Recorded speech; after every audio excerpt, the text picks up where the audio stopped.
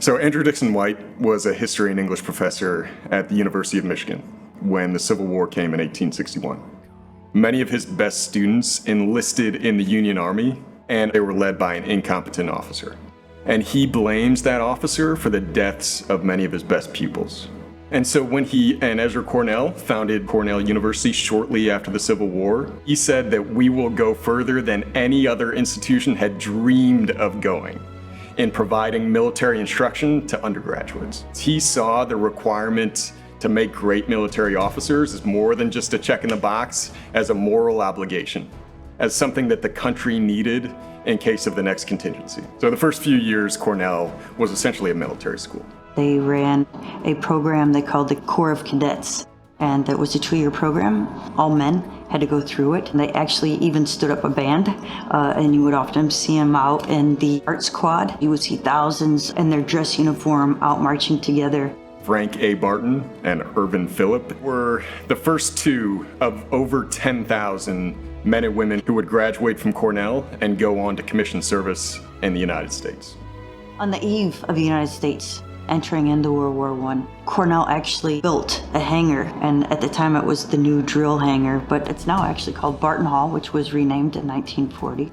And this would be the hall where they would actually teach aviation school. In fact, Cornell University had 9,000 Cornellians, both students and alumni, who were in the Great War, World War I. And in a time where women weren't able to achieve rank, the women of Cornell University were able to make their mark. Mary Crawford, Anna Irene Von Shelley, and Caroline Sanford Finley became the first American women to earn Army rank. And these women were surgeons in the Army, and not only did they receive rank, they received a lot of accolades and awards, French awards, because while they were doing surgery, their hospitals actually were receiving bombs, and they were able to continue surgery while this was going on. In World War II, the university again transformed itself to meet the requirements of the moment. About 16,000 Cornell students fought in World War II, the most distinguished of whom was a soldier named Matthew Urban, who earned the admiration of President Jimmy Carter, who called him the greatest soldier in American history. In the military, we always say that our fallen are not forgotten.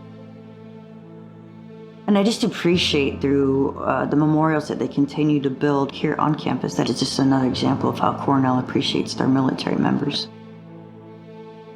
In 1950, Air Force ROTC came to Barton Hall for the first time. And since that day, Cornell has continuously maintained 3 ROTC units under the same historic roof in Barton Hall without interruption. We have Navy, Air Force, and Army. This is an experience that is unique to Cornell. We're like the only Ivy League school with 3 branches, one of the only schools in the country. And that is not something that you get everywhere, and it's not an experience that you get early in your career as a military officer. So the opportunity to do that as a college student is great.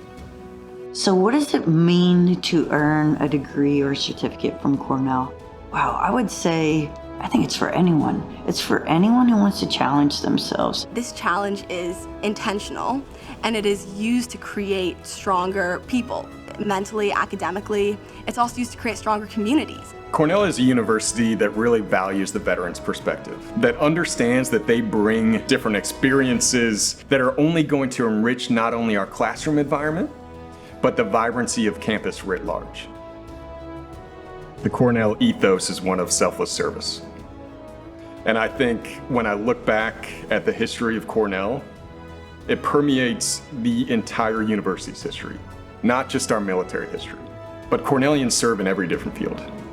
I think what I appreciate about Cornell University is that you can come to the campus for education, or Cornell can come to you. You can earn a certificate or a master's degree online, in any study, wherever you are, wherever you need to be. Cornell is, in my eyes, where committed, selfless, team-oriented students come to train, to learn how to be leaders fit for the challenges of the 21st century.